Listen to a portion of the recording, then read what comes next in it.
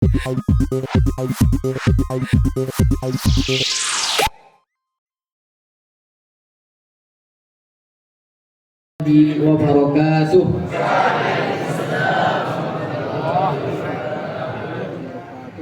Alhamdulillahirabbil alamin. Assalatu wassalamu ala asyrafil anbiya'i wal mursalin wa ala alihi wa ashabihi ajmain. Asyhadu an la ilaha illallah wahdahu la syarikalah wa asyhadu anna Muhammadan abduhu wa rasuluh la nabiyya ba'da amma ba'du. Allahumma shalli wa sallim ala Muhammad wa ala alihi wa ashabihi ajmain. Ayyatullah wa bina'il kiram. Awalan ayyubina nashkurullah ta'ala alladhi qad ata'ana ni'aman katsiratan hatta nastati'a an najtami'a fi hadhihi al-qa'ah mubarak insyaallah. Thumma salatan wa salaman ala nabiyyina Mustafa Muhammad sallallahu alaihi wasallam. Allahumma shalli ala Muhammad wa ala alihi wa ashabihi ajma'in. Tayyib ayatullah, kama arafna hadha al-yawm barnamijuna fi hadha al-sabah yani tadabbur. Tamam? Naam. Barnamijuna hadha al-yawm yani tadabbur. Awalan man ra'isatul jalasah hadha al-yawm, hadha sabah wujud? MC pada pagi hari ini ada? Enggak ada. Oke, baik. Sekarang Ustaz mintalah satu orang yang bersedia dan mau jadi MC sekaligus melatih public speakingnya di depan. Kemudian nanti acara atau agenda tadabbur kita akan dibacakan oleh Herman mulai dari ayat 11 surah Al-Kahfi 11 sampai ayat 20. Sekarang saya tantang, ada yang mau nggak berdiri di depan jadi MC saja, mengarahkan acara kita? Setelah ini langsung diisi oleh Herman dari ayat 11 sampai ayat 20 saja. Cuma untuk itu. Ada yang mau tampil nggak ke depan? Sekalian melatih public speakingnya, bagaimana caranya menyampaikan acara dengan runut menggunakan bahasa yang standar dan ideal. Ada yang mau nggak? Yang MTS boleh, yang MA juga boleh. Silakan.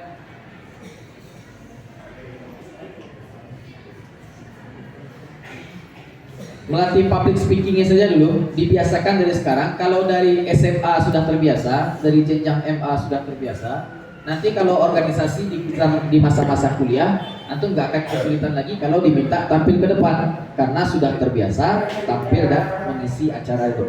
Ayo. Ada yang mau? Ayo.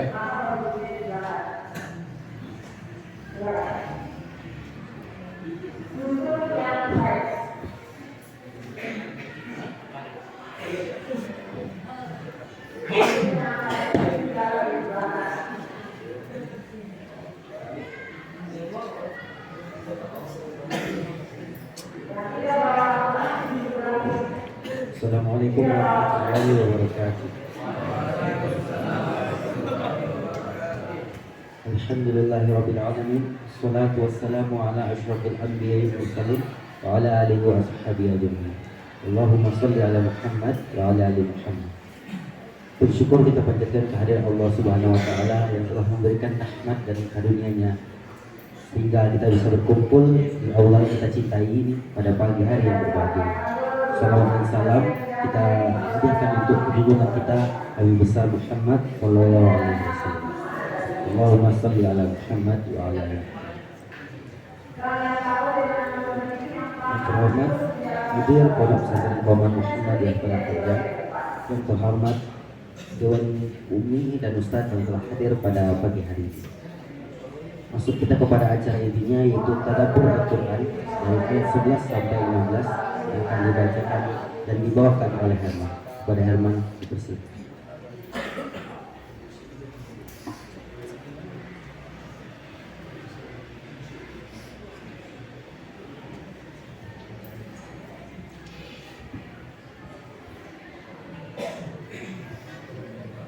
Assalamualaikum Assalamualaikum warahmatullahi wabarakatuh.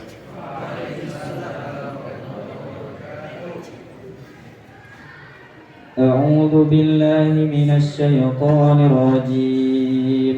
بسم الله الرحمن الرحيم.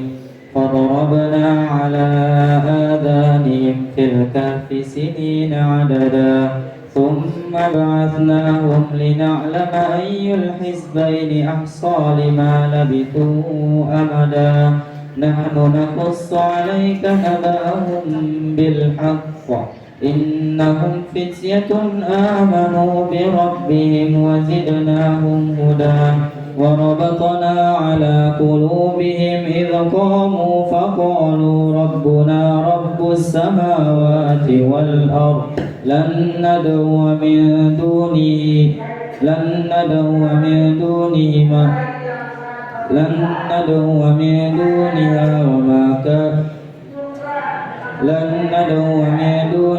إلها لقد قلنا إذا شططا هؤلاء قومنا اتخذوا من دونه آلهة لولا يأتون عليهم بسلطان بين فمن أظلم ممن افترى على الله كذبا وإذ اعتزلتموهم وما يعبدون إلا الله فأووا إلى الكهف ينشر لكم ربكم من رحمته ويهيئ لكم من أمركم مرفقا وترى الشمس إذا طلعت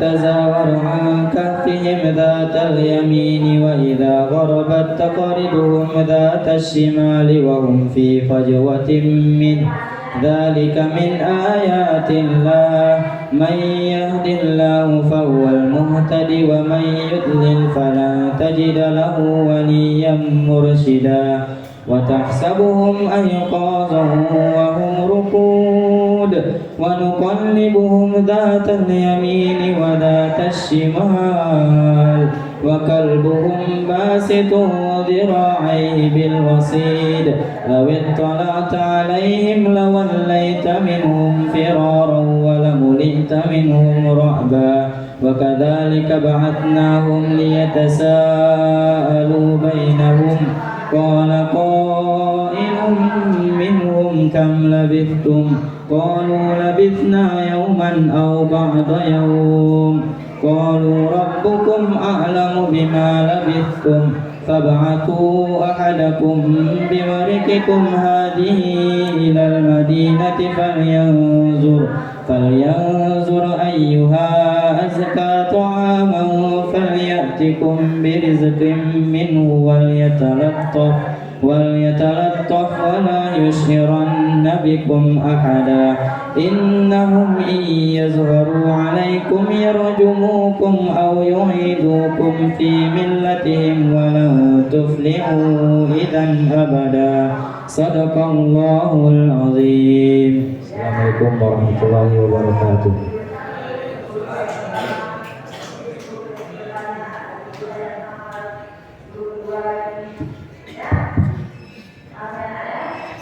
Terima kasih kita ucapkan kepada Allah.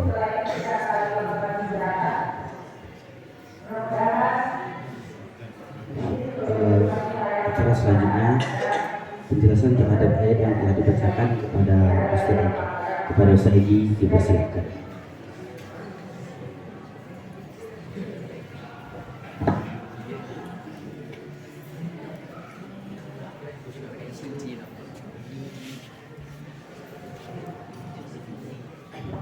Baik, kita ikuti tadabbur ayat ini sama-sama. Anak-anak, mari buka di Qurannya.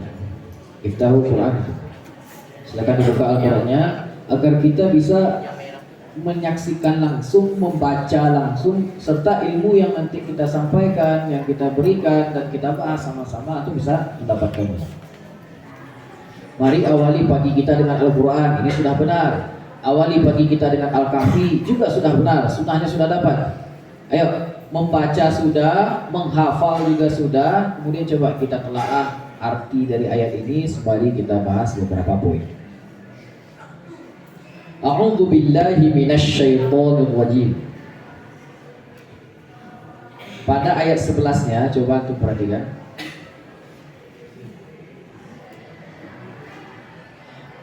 Surat Al-Kahfi ini memuat kisah tentang pemuda Ashabul Kahfi. Di mana gua Ashabul Kahfi ini, nak? Yang tahu coba irfa' yadak, angkat tangannya, thumma ajib. Jawab soalnya. Di mana gua Ashabul Kahfi berada? Di negara mana? Yang tahu coba.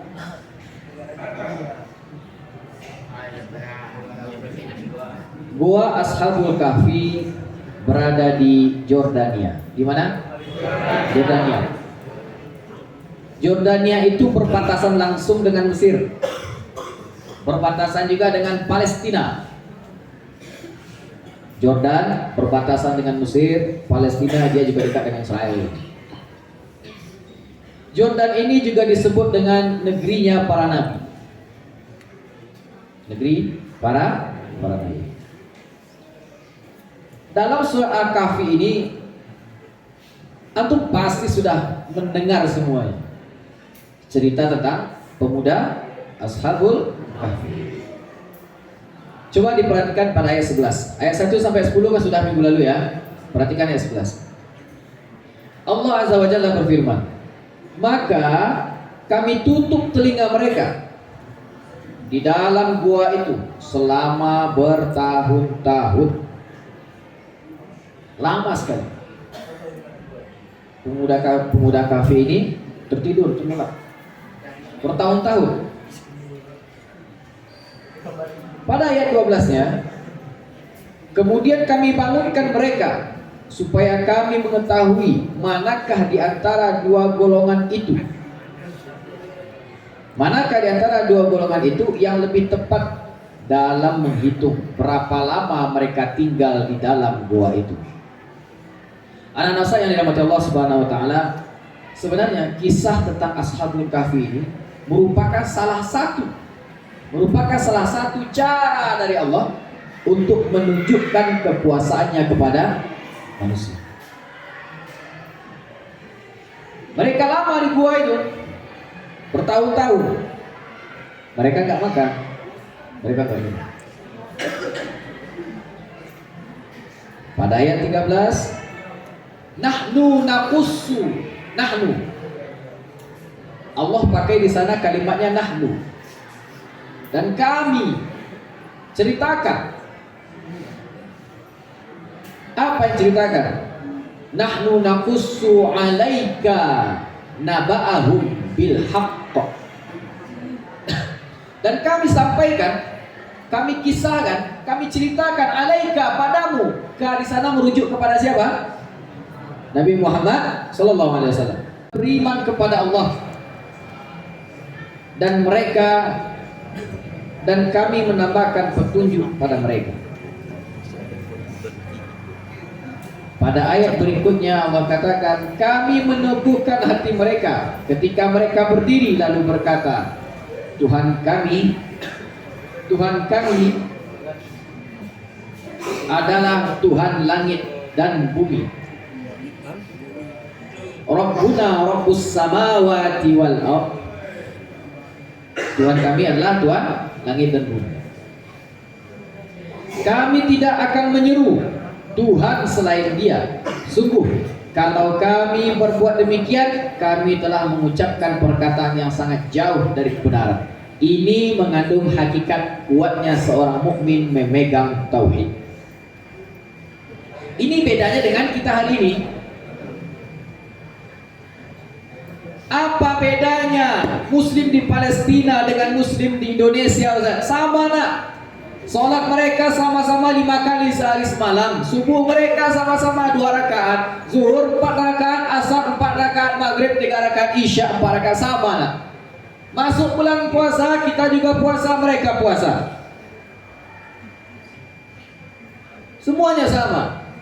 Apa yang membedakan ini pada ayat ini? keteguhan memegang tauhid, keteguhan memegang iman. Ini bedanya. Di Palestina, ketika tank-tank Israel itu mulai masuk ke wilayah mereka, membombardir area perumahan dan pemukiman mereka, mereka tak tinggal diam. Ustaz pernah baca sebuah buku tentang perjuangan kaum ibu di Palestina. Apakah mereka berdiam bersembunyi di rumah? Tidak, mereka ikut perang lah. Mereka ikut perang. Ezi. Jangan berlikok pula ke sana. Dengar ini dulu.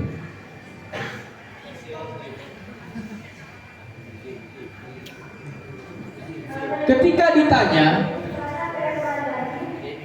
bagaimana kalau kami beli saja tanah ini, Bu?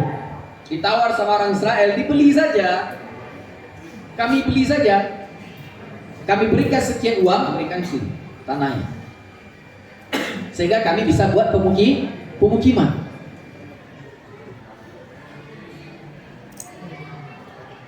Apa jawaban ibu itu? Walaupun engkau bayar tanahku ini, walaupun engkau bayar area ini dengan dunia beserta isinya, sungguh satu butir debu pun takkan kami serahkan. Kenapa? Karena kami telah dipilih oleh Allah Azza wa Jalla untuk menjaga tanah ini. Andai kami lepas ini tanpa perlawanan, andai kami lepas ini hanya karena dunia belaka, karena uang, karena tawaran-tawaran yang kalian berikan, lalu bagaimana dan lalu di mana kami akan sembunyikan wajah kami di hadapan Allah nanti? Intinya apa anak-anakku sekalian? Iman itu tak akan terasa kalau dia tidak diuji. Hanya itu perbedaan Muslim Indonesia dengan di Palestina. Di Palestina iman mereka diuji, makanya pada tangguh-tangguh. Negara kita aman, nyaman, tentram, kurang rasa peduli. Ada pelecehan agama, penistaan agama Islam, nggak masalah, nggak apa-apa. Yang penting pekerjaan saya tak terganggu. Yang penting keluarga saya tak terganggu. Yang penting saya baik-baik saja. Jadi nggak apa-apa. Dimasukkanlah paham-paham sama musuh-musuh Islam ini.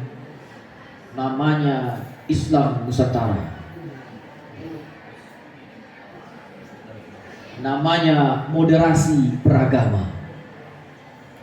Melemahkan nilai-nilai toleransi yang sudah dipatok oleh Allah dalam Al-Quran, terletak dalam surah Al-Kafirun. Hingga apa yang terjadi sekarang? Iman kita dilemahkan, pemahaman kita dilemahkan, ideologi kita tentang Islam dan toleransi dibiaskan. Hingga pada akhirnya ada dari kaum muslimin yang tatkala ada acara Natal ikut dia di dalam gereja. Katanya kami Islam lintas Nusantara. Haram, nggak boleh. Kenapa? Landasannya toleransi tadi, tapi mereka nggak mengerti toleransi yang bagaimana. Kenapa nggak mengerti? Karena anak-anaknya disibukkan dengan media sosial. Anak-anaknya disibukkan dengan game. Anak-anaknya disibukkan dengan Instagram, TikTok dan segala macamnya, sehingga anak-anaknya lupa mempelajari sendi-sendi agama mereka. Poin selanjutnya. Pada ayat 15, salah seorang dari pemuda itu berkata kepada yang lain, mereka itu kaum kami yang telah menjadikan Tuhan-Tuhan untuk disembah selain Dia. Mengapa mereka tidak mengemukakan alasan yang jelas tentang kepercayaan mereka? Maka siapakah yang lebih zalim daripada orang yang mengada-adakan kebohongan terhadap Allah? Jadi sebenarnya kisah ini, berhala, kesyirikan dan segala macamnya sudah ada di zaman-zaman dahulu. Bulan berganti, tahun berubah. Ceritanya dunia ini itu saja. Orangnya yang berbeda. Perhatikan ayat 16. Kata Allah, karena kamu juga telah meninggalkan mereka dan apa yang mereka sembah selain Allah, maka berlindunglah ke dalam gua itu. Dengan demikian, niscaya Tuhanmu akan melimpahkan rahmatnya, melimpahkan sebagian rahmatnya kepadamu, dan menyediakan bagimu sesuatu yang berguna bagi urusanmu. Pada ayat 17, Allah Azza wa Jalla menceritakan tentang keajaiban-keajaiban di dalam gua. Keajaiban inilah yang saya bilang tadi bagian dari kekuasaan Allah. Cara Allah menampakkan kekuasaannya kepada kita. Lalu diabadikan dalam Al-Quran. Tujuannya apa? Mufassirin mengatakan, ahli tafsir berkata begini, yang masuk di dalam Al-Quran itu cuma 2 golongan saja. Yang termaktub namanya dan kisahnya dalam Al-Quran cuma 2 golongan saja. Yang pertama, golongan orang-orang soleh dan baik. Yang kedua, golongan yang kafirnya, Masya Allah, luar biasa, na'udzubillah. 2 golongan ini. Maka Allah jadikan tulisan ini, ayat ini termaktub dan kita dapati sampai sekarang agar kita bisa mengambil pelajaran. Kalau yang baik-baik, semoga kita bisa meniru itu. Kalau yang buruk-buruk, jangan sampai meniru itu. Pada ayat 17 Allah katakan, engkau akan melihat matahari yang ketika terbit condong sebelah kanan dari gua mereka, dan ketika terbenam menjauhi mereka ke sebelah kiri. Sedang mereka berada di tempat yang luas di dalamnya, maksudnya gua itu adalah sebagian dari tanda-tanda kebesaran Allah. Siapa yang Allah memberinya petunjuk, dialah yang mendapat petunjuk. Siapa yang disesatkan, engkau tidak akan menemukan seorang penolong pun dan dapat memberinya petunjuk. Makna dari ini salah satunya adalah yang bisa memberi petunjuk hanyalah, saya ulangi, yang bisa memberi petunjuk hanyalah Allah. Bisa guru memberi petunjuk? Nah, tidak. Guru, ustaz, ulama, kiai-kiai yang mengisi di pengajian hanya sebagai wasilah atau perantara yang menyampaikan ayat-ayat Allah. Mereka hanya perantara, makanya disebut dengan dakwah. Da'a yada'u artinya mengajak. Mereka hanya bisa mengajak. Guru hanya bisa mengajak, mendidik, mencontohkan, mengingatkan. Akan tetapi yang memberi hidayah adalah urusan Allah. Makanya hidayah ini mahal. Maka jangan sampai jadikan sebuah was-was bagi diri kita, jadikan sebuah catatan bagi diri kita. Andai menghafal Quran sudah, sholat tahajud sudah, sholat berjamaah sudah, belajar PBM sudah, tutorial juga sudah, tapi akhlak tak juga berubah. Coba tanyakan pada diri kita, apa yang salah? Apakah Allah enggan memberi hidayah padaku?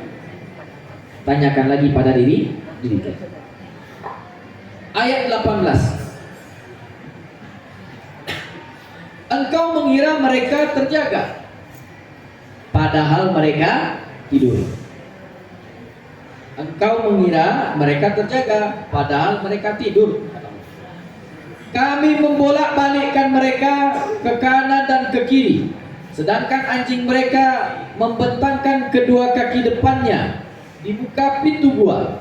Seandainya menyaksikan mereka, tentu engkau akan berpaling, melarikan diri dari mereka, dan pasti akan dipenuhi rasa takut terhadap mereka. Berangkat dari ayat ini, kita ambil salah satu poin saja, bahwasanya di mata orang-orang kafir, keajaiban Allah, kebesaran Allah adalah sihir, dan mereka takut dengan itu.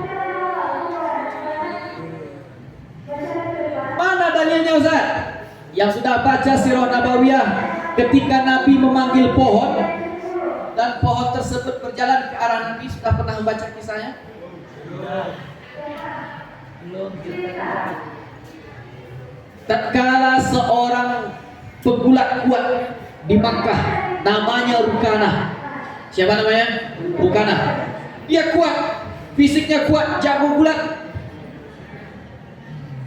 Beliau tantang baginda yang mulia Nabi SAW untuk bergulat. Wahai Muhammad, aku tantang engkau bergulat. Kalau aku menang, kamu ikut agamaku ya. Tapi kalau aku kalah, aku masuk agamamu. Kemudian dia bergulat dengan Nabi. Siapa yang menang? Menang Nabi. Bulan pertama, ronde 1, kalah. Karena heran, Nabi SAW badan beliau tidak kecil. Dalam kitab Syama'il Muhammadiyah, badan Nabi itu tidak kecil, tapi juga tidak besar, sedang, tapi tegak. Juga digambarkan Nabi itu fisik beliau, perut beliau ibarat batu bata yang bersusun. Berarti perut Nabi six pack atau bagaimana? Six pack. Makanya anak-anak mesti sering baca ini. Dalam kitab Syama'il Muhammadiyah itu dijelaskan. Nah, ronde kedua, gulat lagi, Rukanah kalah lagi. Ronde ketiga, gulat lagi dengan Nabi, kalah lagi. Kemudian Rukanah bertanya, bagaimana mungkin aku yang sebesar ini bisa kalah olehmu? Mustahil, tak mungkin. Kemudian Nabi berkata pada Rukanah, apakah engkau ingin melihat sesuatu yang lebih luar biasa daripada ini? Kemudian Nabi panggil pohon. Dengan izin Allah, pohon tersebut berjalan ke arah Nabi. Berjalan. Setelah mendekat ke arah Nabi, Nabi perintahkan pohon itu untuk kembali ke tempat. Melihat itu, apakah Rukanah beriman? Apakah Rukanah beriman? Tidak. Yang ada dia takut. Akhirnya Rukanah ketakutan, lalu lari terbirit-birit ke Makkah sambil mengatakan, Nabi Muhammad penyihir, Muhammad penyihir, Muhammad penyihir, Muhammad penyihir. Cerita tentang ini sama dan senada dengan ayat ini. Jadi orang kafir kalau melihat keajaiban, wow, amazing. Kalau melihat tanda-tanda kebesaran Allah, mereka takut. Ujung-ujungnya diputar balikkan fakta, nabinya penyihir. Mereka ketakutan. Lanjut ke ayat berikutnya. Ayat 19. Pada bagian ini Allah telah membangunkan Ashabul Kahfi. Demikianlah kami membangunkan mereka agar saling bertanya satu sama lain di antara mereka sendiri. Salah seorang di antara mereka berkata, sudah berapa lama kamu berada di sini? Saling bertanya. Mereka menjawab, paling kita berada di sini sehari atau setengah hari, katanya. Karena kalau tidur kan nggak lama kan? Kalau tidur kan nggak lama, paling setengah hari, paling lama 1 hari tidur. Berdasarkan perasaan dan prasangka mereka. Mereka yang lain lagi berkata, Tuhanmu lebih mengetahui berapa lama kamu berada di sini. Maka utuslah salah seorang di antara kamu pergi ke kota dengan membawa uang perakmu ini. Dibawa uang peraknya. Hendaklah dia melihat manakah makanan yang lebih baik, lalu membawa sebagian makanan ini untukmu. Hendaklah pula dia berlaku lemah lembut dan jangan sekali-sekali memberitahukan keadaanmu kepada siapapun. Lanjut pada ayat 20. Sesungguhnya jika mereka mengetahui dan menangkapmu, niscaya mereka akan melemparimu dengan batu dan memaksamu kembali kepada agama mereka. Jika demikian, niscaya kamu tidak akan beruntung selama-lamanya. Anak-anak Ustaz yang dirahmati Allah Subhanahu wa taala, pada penutup pertemuan kali ini di ayat 20 ini ingin saya sampaikan Kata Allah, sesungguhnya jika mereka mengetahui dan menangkapmu, niscaya mereka akan melemparimu dengan batu atau memaksamu kembali ke agama mereka. Ayat ini juga berkenaan dengan firman Allah, walan tardo anka yahudu walan nasara hatta tattabi'a millatahum. Tak akan pernah redha, tak akan pernah ikhlas, tak akan pernah lapang dan senang hati orang-orang Yahudi dan Nasrani itu melihat kita orang-orang Muslim sebelum kita mengikuti millah. Apa itu millah? Agama mereka, kebiasaan mereka, pemahaman mereka, ideologi mereka, budaya mereka, itu millah. Hatta tattabi'a millatahum. Tak akan pernah ridho mereka, tak akan pernah senang. Lantas antum mungkin bertanya, lalu bagaimana dengan Indonesia, Ustaz? Di Indonesia kan ada juga non-Muslim. 5 agama diakui di sini. Toh kita aman-aman saja, Ustaz? Jawabannya begini, nak. Apakah antum percaya dengan Al-Quran ini? Yakin? Yakin. Al-Quran ini benar mutlak 100%. Dalilnya ada dalam surah Al-Baqarah ayat 2. Dzalikal kitabu la raiba fihi hudal lil muttaqin. Kitab ini, Al-Quran ini, mulai dari awal surat sampai akhir, tak ada satupun yang meragukan, tak ada satupun yang salah, baik dari segi harakatnya, susunan ayatnya, balaghahnya, nahunya, sarafnya, tak ada salah. Keindahan bahasanya luar biasa. Hudan, petunjuk bagi orang-orang yang beriman. Berarti antum percaya dan harus yakin dengan ini. Anak-anak Ustaz, ada satu teori klasik dan unik tentang keberagaman beragama ini.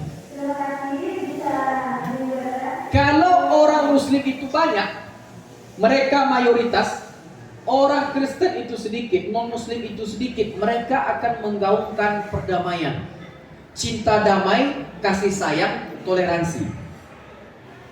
Memang sudah hakikatnya begitu. Akan tetapi anak-anakku sekalian, apabila mereka yang banyak dan kita yang minoritas, percayalah kita akan dimusuhi. Mana buktinya, Ustaz? Muslim di Uyghur Cina, Rohingya Myanmar, kemudian Muslim di India. Masjid mereka dibakar loh, nak, di India. Bahkan di Thailand, di Patani, kan ada kampung Muslim di Thailand itu namanya Patani, itu juga dimusuhi itu. Di Turki, ketika Turki dipimpin oleh siapa coba? Mustafa Kemal Atatürk, juga begitu. Berjilbab tak boleh, azan pakai bahasa Turki. Artinya apa, anak-anakku sekalian? Kalau Muslim ini bersatu, Muslim ini mayoritas, non-Muslim sedikit, insya Allah damai. Akan tetapi anak-anakku sekalian, apabila kita yang sedikit, kalau kita yang minoritas, percayalah kita akan dimusuhi, kita akan diperangi, dan kita akan dibinasakan. Maka dari itu anak-anakku sekalian, mari sembari mengisi ilmu, belajar pelajaran umum sehari-hari di sekolah, yuk diisi juga hatinya, diisi juga jiwanya dengan pemahaman-pemahaman nilai-nilai Islam. Demikian dari Ustaz. Kita sudahi dengan doa kafaratul majlis. Subhanakallahumma wa bihamdika asyhadu an la ilaha illa anta astaghfiruka wa atubu ilaik. Syukran ala husni ihtimamikum wa afwan ala kulli khata'i wastaghfiruh innahu huwa ghafurur rahim. Assalamualaikum warahmatullahi wabarakatuh.